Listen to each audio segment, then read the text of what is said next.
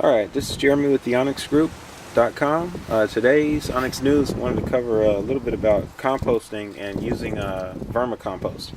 So we're out at the Uhuru Academy. We're on site. It's the African Center School in Fort Worth. We're going to set up a compost bin for them today. And I just wanted to kind of show you guys how to do that. If you're interested in learning how to use the organic material, like in your garden or anything like that. So part of their agricultural science class and educational material stuff is learning how to set up gardens and kind of learn about self-sustaining renewable gardening and organic gardening techniques and methods. So part of that is using vermicompost, and that's a type of worm called a red wiggler worm. And you can get these, really you can get them by the pound. It's usually the best way, but since we have some time, then I'm just going to let them use the worms that I picked up from like PetSmart, which are these right here. Now I think there's like something fetida is like the scientific name, but they're just, if you get like tiger worms or red wiggler worms, most of the time is what they're called. Now the ones you get from PetSmart, there's not a lot of them, but the good thing about them is they double in volume through egg cocoons. So they'll double in volume about every 3 months or so. What they look like, and this is just the bedding material that they come in, but they are right there. So what they look like, let me see if I can get one. And then when they're doing that, most of the time, let me see if I can find an egg cocoon for you. Okay, so you see these right here? This is a egg. It's a cocoon for their eggs, and then this is what they actually look like. And actually, if you start a vermicompost bin, what you gotta realize too is that you can actually use these for fishing.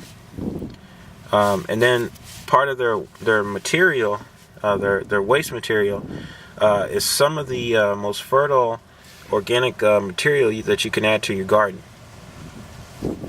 So the reason they call them red wigglers, let me see if I can make them do it, is because it's kind of cold right now, but whenever you touch them, they go absolutely crazy. So they're actually a good, you can sell these too. So they're, I know a pound of their waste material is about $1. And like I said, they'll go through about half their body weight or half the volume every single day. So like if you have a pound of red wiggler worms, and I think they sell for about $18 online, then they'll actually consume about half a pound of food and waste and material every single day. And it becomes a very good way to use compost and to process organic material and any type of waste material like cardboard, anything that you can pretty much throw in a landfill that's safe and non-toxic. Most of the time they can compost it down, especially cardboard, wood shavings, coffee grinds.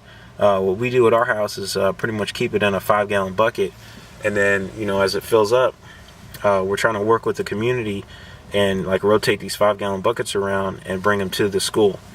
So that's kind of a program that you guys can use if you have a community garden or anything. But this is what they're doing. So what I'm going to do today with this bucket is I bought two of those. So they have about 100 worms.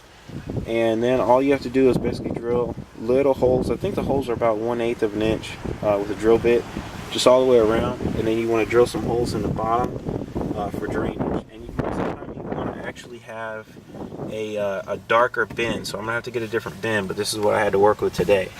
So I'm gonna set them up and then get like I think I have an apple or a pear or something for them until Monday. That's a couple days from now, and then I'll be back at the school to help them like set it up permanently.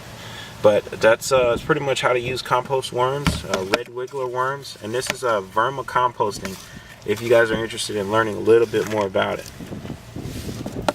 so eventually they'll be able to use these in their gardens, and that's part of the Uhuru Academy's setup. So we partner with them and get back out in the community. This is what we did for Black Saturday.